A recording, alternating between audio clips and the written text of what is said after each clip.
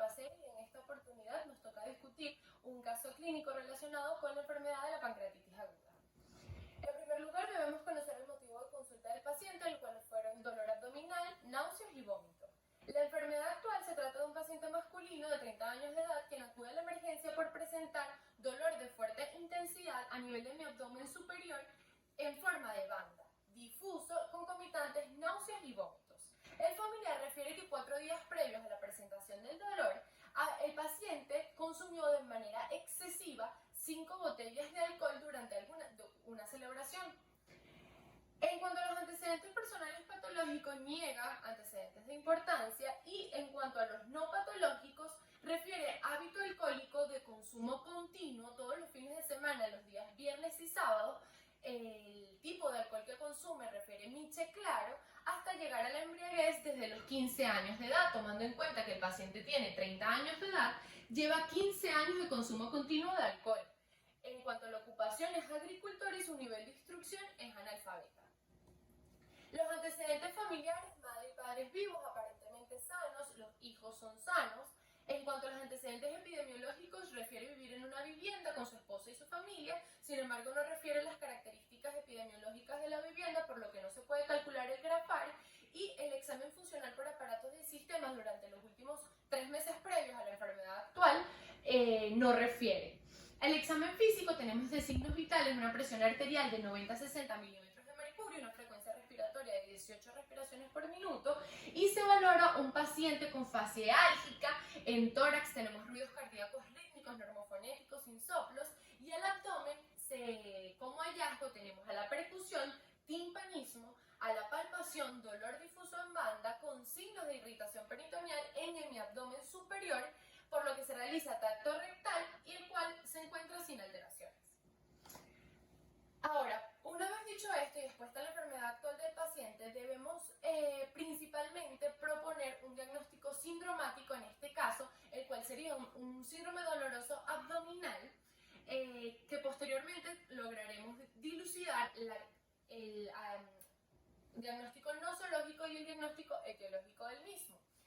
Debemos estudiar primeramente el cuadro clínico del paciente, el cual es dolor abdominal, súbito intenso, localización en banda. Esto quiere decir que abarca el epigastrio y ambos hipocondrios a manera de cinturón, y además de esto presenta náuseas y vómitos. Al examen físico tenemos dolor a la palpación en el abdomen superior, a la percusión logramos evidenciar timpanismo, lo que nos habla de distensión abdominal, y al igualmente de esto estaba la hipotensión con una presión arterial de 90 a 60 milímetros de mercurio. Todo este cuadro clínico y el examen físico nos sugiere que este paciente tiene un síndrome doloroso abdominal, tomando en cuenta los antecedentes alcohólicos del paciente y las circunstancias en las que apareció el dolor abdominal, nos sugiere que este tipo de dolor está caracterizando una enfermedad pancreática o de origen pancreático. Es por esto que debemos hacer un estudio integral del paciente tomando en cuenta todos los factores de riesgo y la posible etiología y fisiopatología del paciente. En cuanto a los factores de riesgo, es indudable el hábito alcohólico actual y antiguo, pues estudiando la pancreatitis aguda se conoce que las primeras 2 causas a nivel mundial de la misma son la litiasis biliar y el factor alcohólico o el consumo de alcohol etílico de manera prolongada o aguda. Los niveles de umbral de alcoholemia en los pacientes varían mucho en cuanto al sexo y también de manera individual en cada uno. Sin embargo, es indudable que esto tuvo que ver a la aparición de los síntomas del paciente.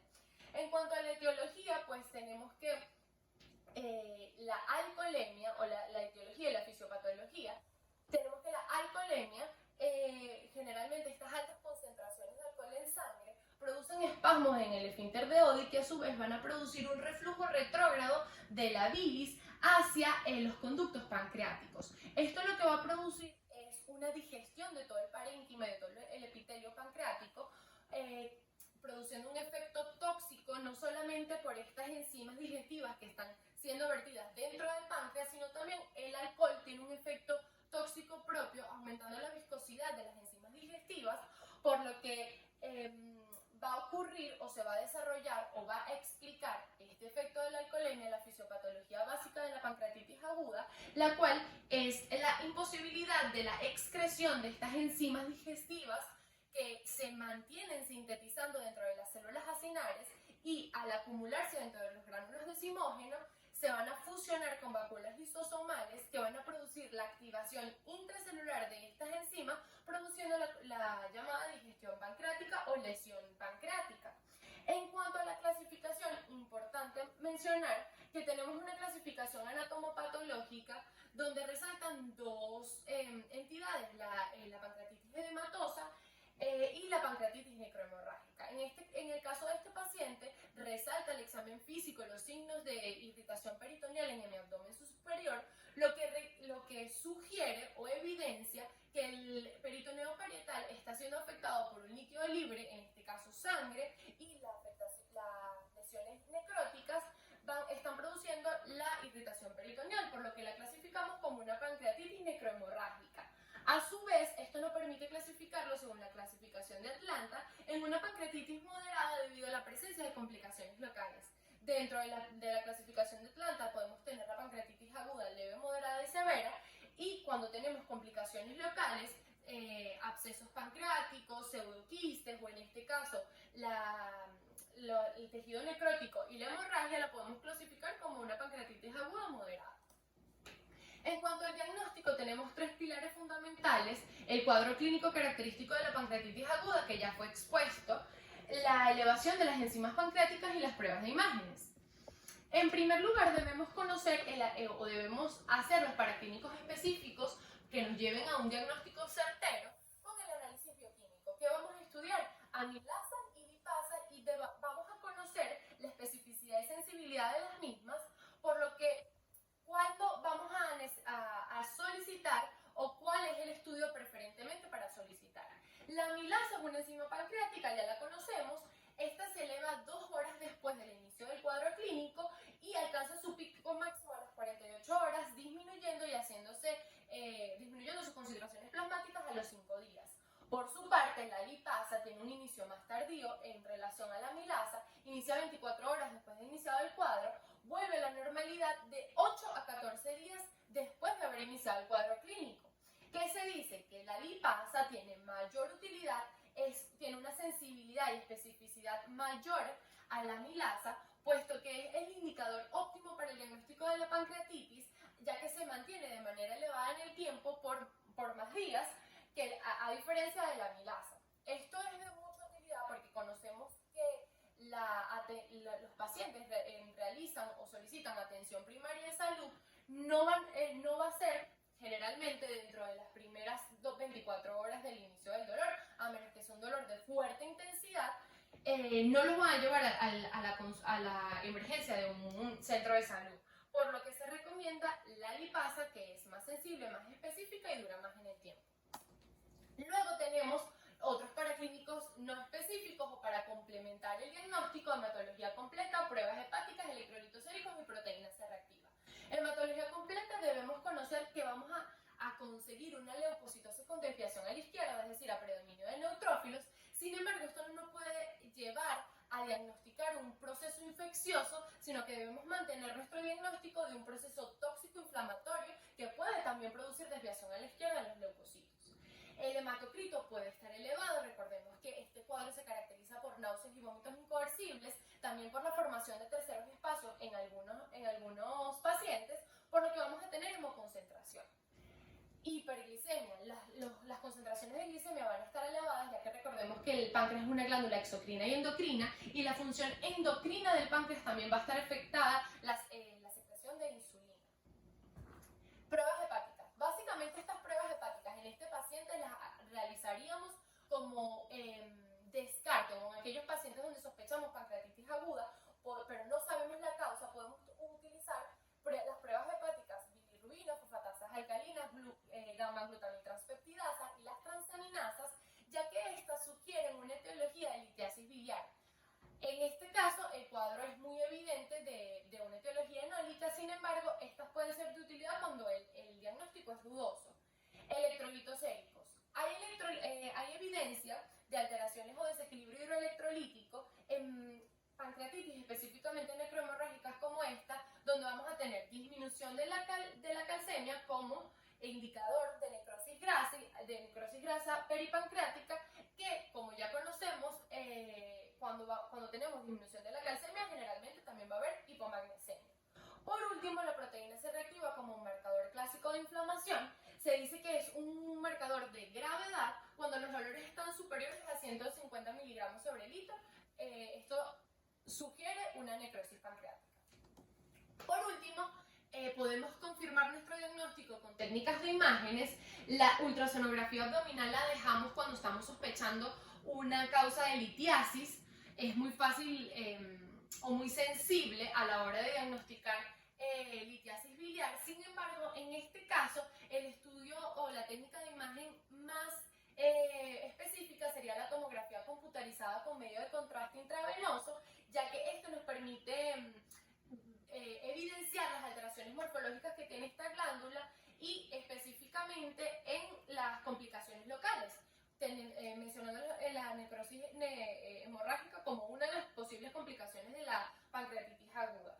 La utilidad específica de este estudio: se recomienda solicitarlo luego de 72 horas de iniciado el cuadro. Sin embargo, dentro de las 48 horas ya podemos evidenciar signos de necrosis, específicamente acá, donde podemos diagnosticar con seguridad este diagnóstico. En conclusión, tenemos un síndrome doloroso abdominal, pancreatitis aguda moderada según la clasificación de Atlanta, necrohemorrágica de etiología enólica, y vamos a complementar este diagnóstico con una deshidratación severa con signos de shock. ¿Por qué deshidratación severa con signos de shock? No nos especifican el número de vómitos, el contenido de los vómitos. Sin embargo, el paciente está hipotenso, tiene 90-60 de presión arterial. No nos especifican la frecuencia cardíaca, sin embargo, por mecanismo compensatorio debe estar elevada, por lo que debemos iniciar reposición hídrica lo antes posible. Ahora, vamos a hablar por último de los diagnósticos diferenciales. Es importante conocer como síndrome doloroso abdominal aquellos dolores agudos, súbitos, que pueden simular o los debemos pensar para poder diagnosticar la pancreatitis aguda. En primer lugar, vamos a tener la colecistitis, la perforación de la úlcera péptica como dolores abdominales agudos. Las obstrucciones intestinales ya es un dolor más insidioso, y el infarto agudo del miocardio o el infarto mesentérico también son característicos de dolores abdominales. La cetoacidosis diabética también puede cursar con dolor abdominal. Sin embargo, es importante tener en cuenta que todas estas entidades, perforación de úlcera péptica, obstrucción intestinal, infarto mesentérico y cetoacidosis diabética, cursan también con hiperamilasemia, por lo que debemos, o esto sustenta más el paraclínico de la lipasa para el diagnóstico. Ok, el tratamiento. Obviamente tenemos que hospitalizar a nuestro paciente, dieta absoluta hasta que desaparezca el dolor y cesen los vómitos. Por supuesto que el paciente tolere la vía oral. Las medidas generales: vamos a tener la reposición hídrica con solución fisiológica a un cálculo de 2.5 a 4 litros por hora. Dependiendo de la respuesta que tenga el paciente, podemos sugerir pulsos de suero fisiológico de 500 a 1000 ml en 60 minutos, vigilar la diuresis horaria. Debemos mantener una diuresis horaria de 40 a 50 mililitros hora, y monitorizar que no hayan signos de sobrecarga en este paciente joven que no tiene ninguna otra comorbilidad. Es difícil que aparezcan. En cuanto a la analgesia, debemos tener buen manejo del dolor, metamisol, o se pueden hacer, en casos de dolor muy severo, un cóctel analgésico con metamisol, morfina y un antiemético como lo es la metoclopramida para controlar los vómitos y tratar de adelantar el inicio de la vía oral, ya que en estudios recientes se ha comentado su beneficio para el paciente. En cuanto al soporte nutricional, pues vamos a sugerir la colocación de una sonda nasoyeyunal como una alternativa a la nutrición parenteral si no se puede reiniciar la vía oral durante los primeros 5 días de hospitalización. Por último, debemos tratar pues la complicación local que tiene este paciente, en este caso específico, que es la necrosis pancreática. Esta necrosis puede producir una translocación bacteriana que nos puede llevar a un cuadro de peritonitis, sepsis en el paciente, por lo que lo ideal y el deber ser es tomar una muestra con PAF, punción aspiración con aguja fina, a través de o con guiación endoscópica, y posteriormente, una vez nosotros tengamos la muestra, iniciar tratamiento antibiótico de manera empírica. ¿Cuáles son los tratamientos antibióticos o los antibióticos recomendados? Los carbapenémicos, que son antibióticos de amplio espectro, específicamente el meropenem. Podemos iniciar con una dosis de 1 gramo cada 8 horas hasta obtener los resultados de la muestra. Gracias.